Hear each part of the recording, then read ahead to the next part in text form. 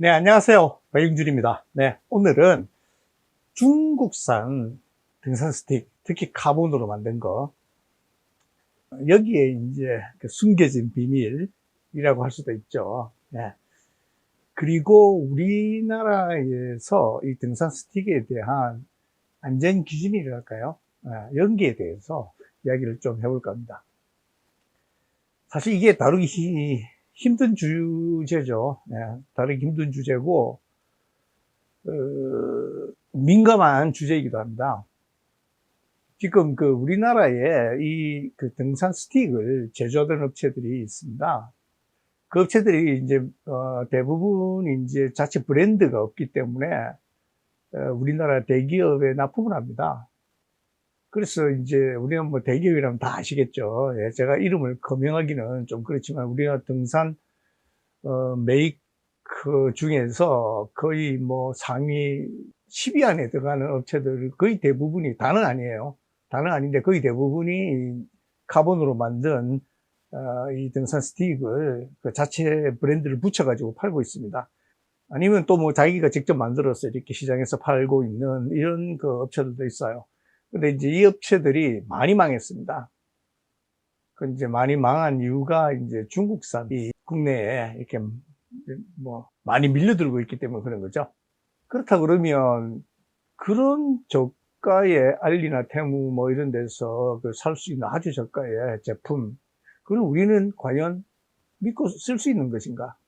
여기에 대해서 우리가 또 고민을 좀 해봐야 되겠죠.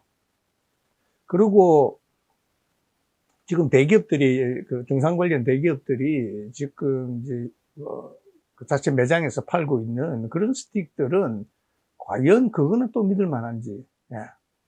이제 그렇게 대기업에서 나오는 게, 이게 그 네이버나 뭐 이런 걸 검색해 보시면 대략 한 8만 원에서 한 12만 원, 10만 원 초반대 정도의 카본으로 된 걸 팔고 있어요. 근데 지금 제가 지금 레키를 들고 나왔는데 이거는 20만 원, 예, 20만 원 그 중후반대에, 물론 뭐 택 가격은 좀 더 비싼데 한 20만 원 중후반대에 살 수 있어요. 그 가격차 거의 2배 가까이 난단 말이에요. 그러면 또 의문이 들죠. 야, 이 레키라는 이 회사는 지금 국내 가격은 그 유럽 가격과 그렇게 차이가 없어요. 레키 스틱, 미국 가격도 그렇고. 그럼 레키는 도대체 얼마나 폭리를 취하는 거야? 이런 의문도 예, 들 수 있잖아요. 그래서 여기에 대해서 조금 알아보겠습니다. 탄수 섬유 그 파이버 그 만드는 게 상당히 어렵기 때문에 그게 비쌉니다. 굉장히 비쌉니다. 근데 그게 얼마나 비싸냐? 예. 제가 가격을 좀 조사해 봤는데 두께, 그렇게 해서 천을 이렇게 짜요. 쉽게 말해 천 같은 걸 짜요. 예, 그게 우리가 이제 일반적으로 보는 그 고급 자동차 있지 않습니까? 보면 뭐 본네트인데 보면 이렇게 무늬 같은 게 보이잖아요. 예, 그렇게 짜는 거예요, 그게. 근데 그게 그냥 알리 가격으로도, 예, 250, 그러니까 요만한, 그러니까 A4 용지만한 그 크기 1mm짜리, 두께 1mm짜리, 0.2mm짜리 붙어 있어요. 이게 1mm짜리가 가격이 우리나라 돈으로 환산하면 대충 2만 원 정도 됩니다. 그러면 이런 스틱은 어떻게 만드느냐? 이런 스틱은 카본 스틱이라는 거는 어떻게 만드느냐? 카본이라는 건 아주 단순해요. 그 카본을 아까 시트로 만든다 그랬죠. 종이 같은 거 시트로 만든다 그랬는데 그 시트를 잘라요. 네, 잘라서 요 심을 하나 두고요. 거기다가 감아요. 이렇게. 그러니까 감싸는 거죠. 감싸고 그 위에 에폭시 수지를 바릅니다. 예, 그 다음에 에폭시 수지가 마르면 또 거기다가 또 한 겹을 더 감싸요. 이런 식으로 해서 만들어집니다. 그게 되고 난 다음에 이거를 강화하는 열처리 과정을 또 거쳐야 돼요. 예, 그래서 또 열처리를 합니다. 그러고 난 다음에 표면에 상처가 쉽게 나지 말라고 그 다음에 코팅을 또 해요. 이렇게 해서 카본, 이 등산에 쓰는 카본 파이프가, 이런 파이프가 만들어지는 겁니다, 하나가. 그러면 여기는 도대체 그런 카본 시트 있지 않습니까? 그게 얼마나 들어가냐? 아까 카본 240에 230, 250짜리 요만한 게 한 개가 2만 원씩 한다는데 1mm짜리가. 근데 그 두께 재보면 1mm에서 1.2mm 정도 되거든요. 요 카본의 두께가. 보강 들어가 있는 알루미늄 빼고 카본만 이렇게 두께를 재면요. 그리고 요 직경이 요게 보통 쓰는 게 12mm, 14mm, 16mm 요거 이제 많이 써요. 그럼 평균 한 14mm 정도 쓴단 말이에요. 그러면 14mm 요 굵기의 카본을 만들기 위해서 1mm짜리의 카본 시트가 얼마나 들어가느냐?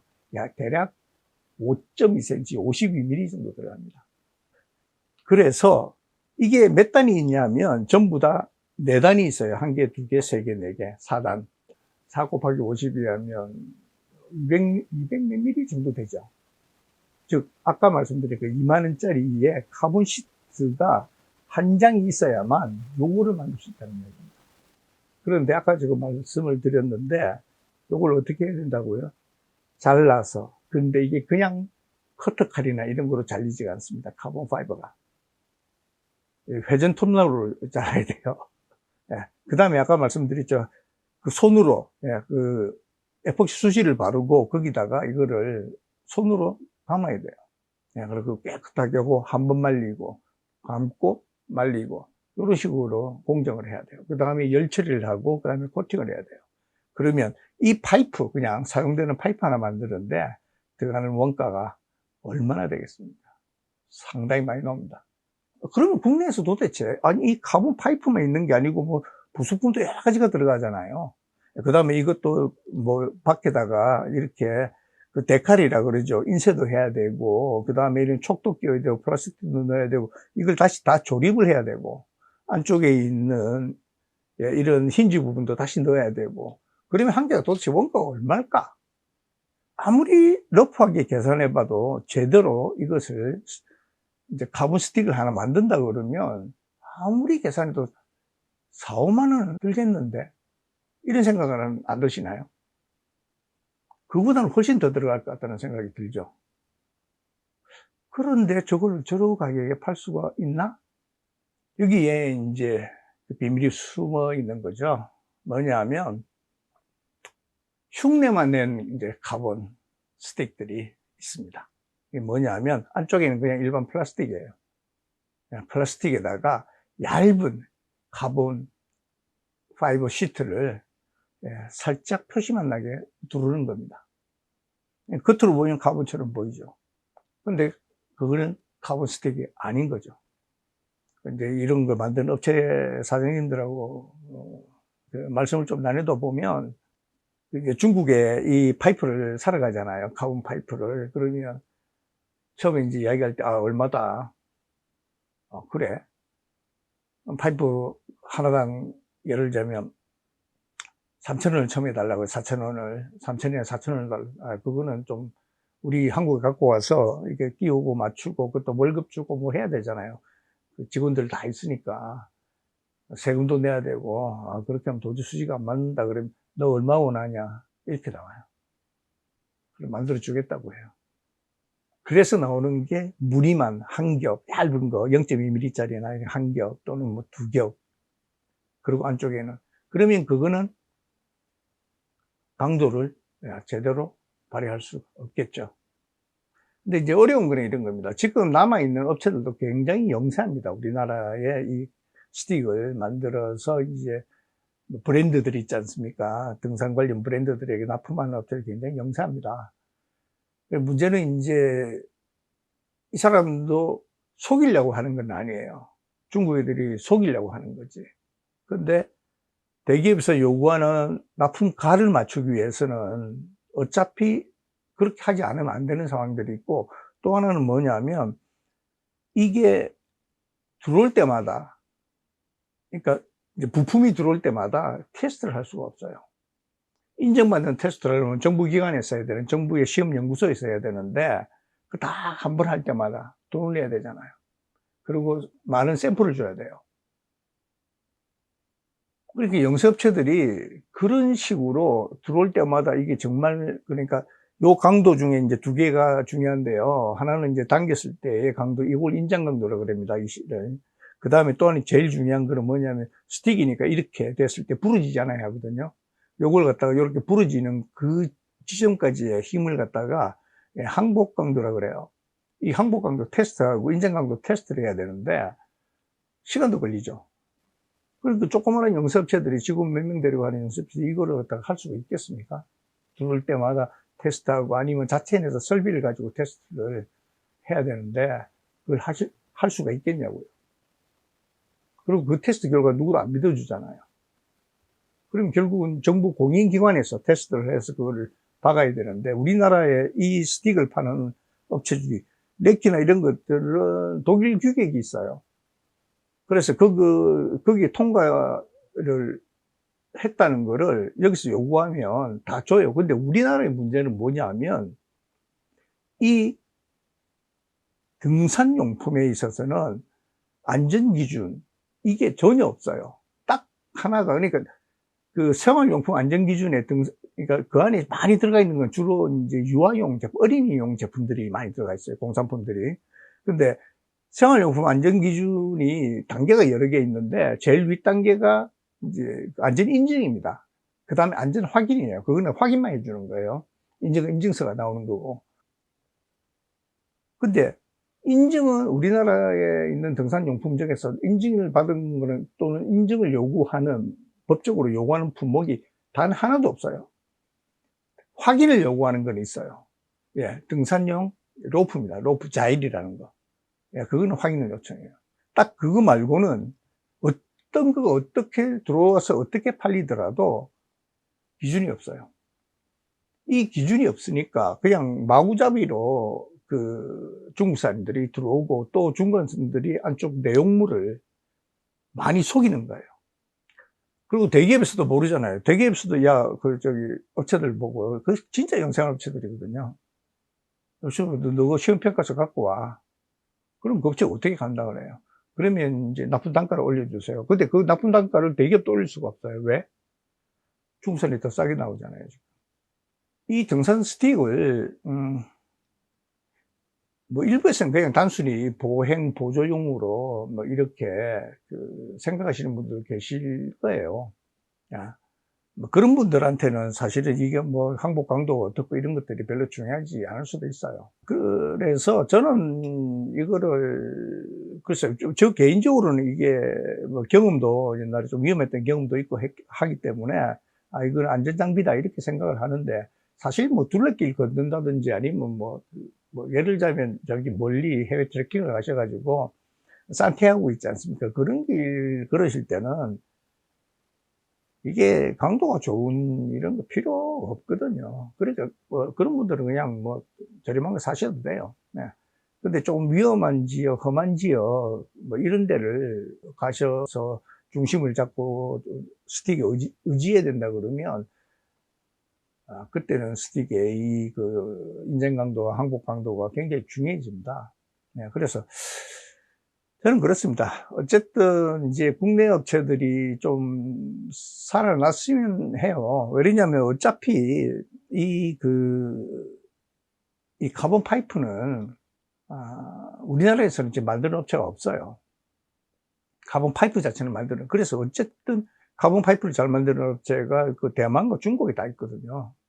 생산도 거기서 많이 하고. 그래서 거기서 어차피 수입해 와요.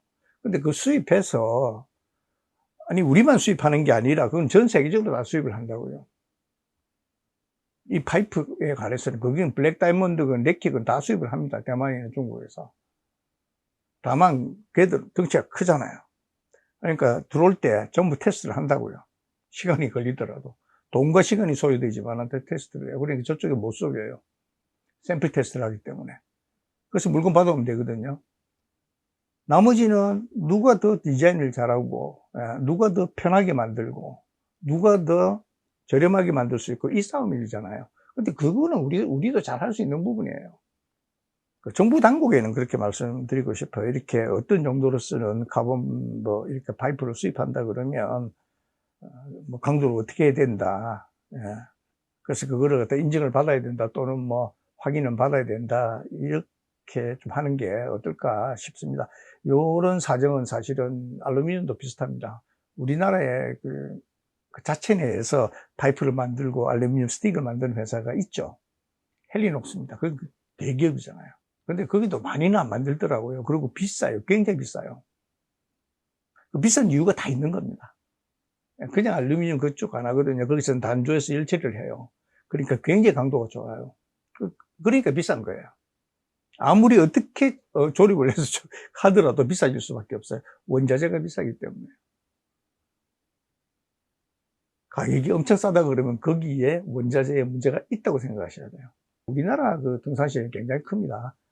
굉장히 크고 이거는 뭐 세계적으로 큰 시장입니다. 그래서 전 세계 유명한 브랜드는 우리나라에 다 들어와 있거든요. 한 달에 한 번 정도 산에 가시는 분이 1000만 명이 있는 나라예요. 이런 나라는 전 세계 어디에도 없습니다.